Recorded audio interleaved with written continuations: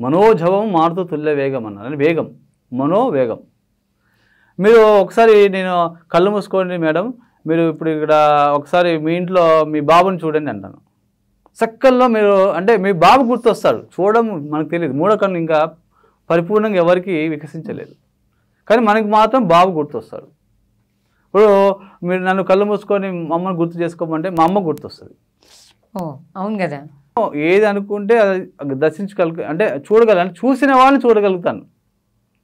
మీరు కళ్ళు మూసుకొని అమెరికాలో ఒక ఏరియా అని చెప్పమంటే మనం చెప్పలేం. చూసిన విషయాలు ఏదైతే గ్రహించిందో మనస్సు జ్ఞానేంద్రియాల ద్వారా, కళ్ళ ద్వారా, లేదా విని ఉంటాం. ఆ పలానా చోట్ల ఇది ఉందండి అని విని ఉంటాం. పలానా పుణ్యక్షేత్రంలో చాలా అద్భుతంగా ఉందని విని ఉంటాం. మనం ఎవరైనా పుణ్యక్షేత్రం గురించి చెప్పారనుకోండి, లేదంటే ఒక ప్రదేశం గురించి చెప్పారనుకోండి, టక్కున గుర్తొస్తుందండి. ఆల్రెడీ విన్నానండి, నాకు తెలుసు అంట. ఎక్కడ ఇదంతా విన్నాం కాబట్టి లోపల స్టోర్ అయింది. సో చిత్తం ఏడ ఉంటుందంటే అందరూ పిలకలు పెట్టుకుంటారు వెనకాల. పిలక పెట్టుకునే స్థానం దగ్గర చిత్తం ఉంటుంది. అంటే మన వెనకాల కరెక్ట్గా ఈ త్రినేత్రానికి ఎగ్జాక్ట్గా వెనకాల. సో అక్కడ చిత్తం అంటారు, వెనుక భాగంలో. సో అందుకోసం ఇది చాలా జాగ్రత్త అంటారు. అందుకోసం ఎవరైనా ఇక్కడ కొట్టకూడదు అంటారు. చిత్తం ఉంటుంది అక్కడ. సో ఇవంతా పరిజ్ఞానం ఎక్కడి నుంచి వచ్చింది మాకు? ఇదంతా సైన్స్, ఒక శాస్త్రం. దీన్ని ఏమంటారు? ఆత్మశాస్త్రం అంటారు. ఆత్మశాస్త్రం అంటే ఏమంటారంటే స్పిరిచువల్ సైన్స్. ఓకే. స్పిరిట్ అంటే ఆత్మ, స్పిరిచువాలిటీ, సైన్స్ అంటే శాస్త్రం. ఇది ఆత్మశాస్త్రం. ఇప్పుడు మనకి 4 విభాగాలు ఉంటుంది ప్రతి ఒక్కరికి. మనము మన మనిషి జన్మించి తర్వాత బతకడానికి 4 విభాగాలు ఉంటాయి. ఓకే. ఫస్ట్ విభాగం ఏంటంటే శరీరము, బాడీ అంటాము. తర్వాత మనస్సు, మైండ్. తర్వాత బుద్ధి, ఇంటలెక్ట్ అంటాం. ఓకే. తర్వాత ఏంటి? బుద్ధి తర్వాత స్పిరిట్, ఆత్మ. ఓకే. అంటే ఫిజికాలిటీ అంటాం. తర్వాత ఏంటి? Mind. Physical body, mental body mind అంటాము. తర్వాత ఇంటెలెక్చువల్ బాడీ అంటాము. తర్వాత స్పిరిట్ బాడీ అంటాం.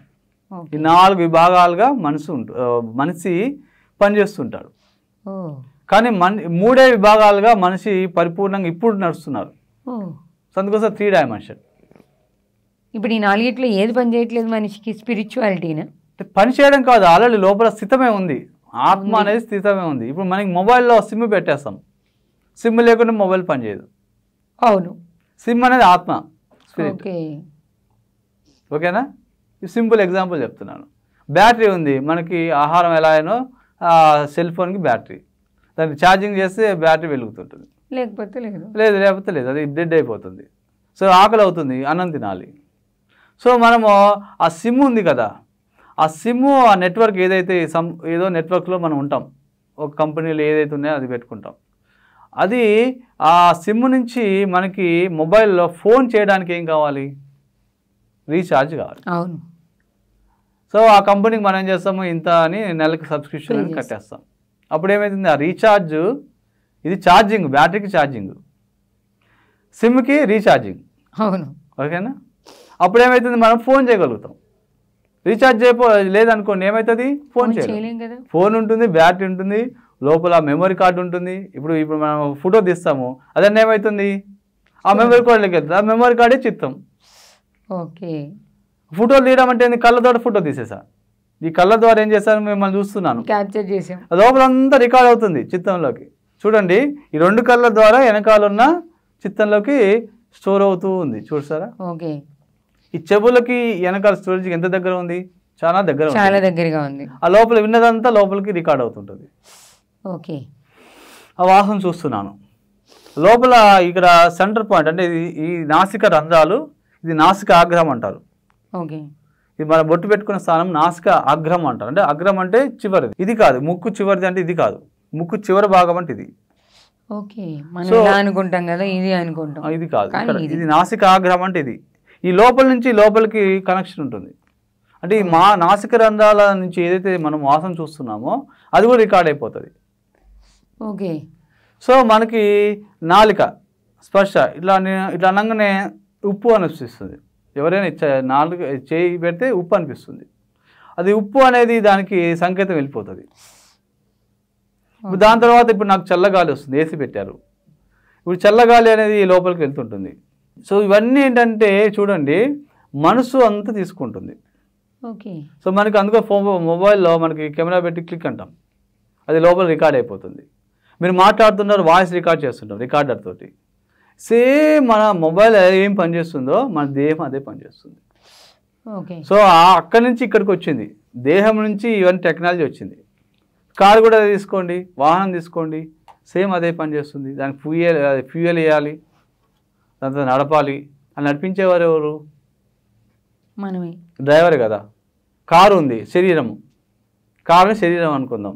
నడిపేవారు ఎవరంటే ఆత్మ. ఆత్మ. ఓకే, మన డ్రైవరా? మనం డ్రైవర్. ఆత్మ అనేది డ్రైవర్. అదే ఆత్మ అనేది రథసారథి అనుకోవాలి. రథసారథి మన శరీరాన్ని నడిపిస్తుంది. అందుకోసమే మీరు రథం పట్టుకొని ఇలా పగ్గాలు పట్టుకొని ఉంటారు. అంటే పగ్గాలు పట్టుకోవడం అంటే ఏంటి? మనసుని కంట్రోల్ పెట్టుకోవాలి. అది వదిలేసాం అనుకోండి ఏమవుతుంది, ఎక్కడెక్కడ అది పరిగెత్తేస్తుంది, ఇష్టం వచ్చినట్టు. అదే మనసు ఏమవుతుంది, అది పట్టుకొని వాళ్ళందరూ ఏం చేస్తున్నారు, మనసు ఏ చెప్తే తేలుతుంది. ఇప్పుడు మనం వదిలేసే స్థితిలోనే ఉన్నామేమో. మనం అందరూ ఏం చేస్తున్నాం అంటే వదిలేస్తాం. సో ఆత్మకి మనసుకి ఆ లంకి అనేది ఏంటంటే ఆ కనెక్షన్ ఏంటంటే ధ్యానము. ఓకే. అంటే ఏం లేదు, ధ్యానం అంటే ఏంటంటే మనసు లోపల ఆలోచన అన్నిటినీ తగ్గించడం.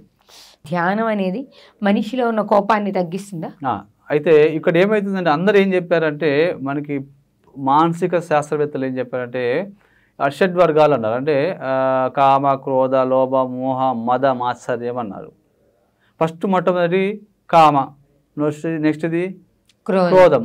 అంటే క్రోధానికి ఒక మెట్టు దిగితే ఏమైందంటే కోపం, క్రోధానికి కోపానికి మధ్యలో ఆవేశం. ఓకేనా? కోపానికి ముందు కొంచెం చిరు కోపం ఉంటుంది, ఏదైనా అన్నారు అనుకోండి ఓకే కొంచెం లైట్గా కోపం వస్తుంది.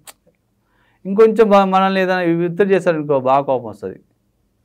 తర్వాత ఇంకా ఏదన్నా పదజాలం ఎక్కువ ఉపయోగించడం ఆవేశం వస్తుంది. దాని తర్వాత క్రోధం వచ్చేసిందంటే ఇంకా మనం ఎవరు ఆపలేరు, సెల్ఫ్ కంట్రోల్ ఉండదు. సో ధ్యానం ఏం చేస్తుందంటే వీటన్నిటిని బ్యాలెన్స్ చేస్తుంది. అందరూ ఏమంటారంటే అషడ్వర్గాలని కంట్రోల్ చేయండి. కంట్రోల్ కావాలి. కామం కంట్రోల్ అవుతుందా? క్రోధం కంట్రోల్ అవుతుందా? కాదు. వాటిని ఏం చేయాలని బ్యాలెన్స్ చేయాలి. ఓకే. కామ, క్రోధ, మోహ. మోహం అంటే ఏంటంటే మోహం ఒక మెట్టు దిగామనుకోండి ప్రేమ. ఓకేనా? ప్రేమిస్తే ఏమైతే మోహం అయిపోతుంది.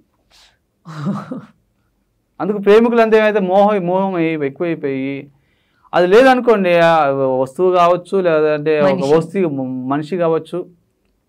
నార్మల్గా అందరు ప్రేమిస్తుంటారు, పిల్లల్ని పెద్దవాళ్ళని అందరూ ప్రేమిస్తుంటాం. కానీ ఎక్కువైతుంది ప్రేమ అనేది. బ్యాలెన్స్ చేయాలి, అన్ని ఈక్వల్ చేయాలి. బ్యాలెన్స్ చేయడమే అదే మధ్య మార్గం అంటారు. ఆ బ్యాలెన్స్ చేయడానికి ధ్యానం.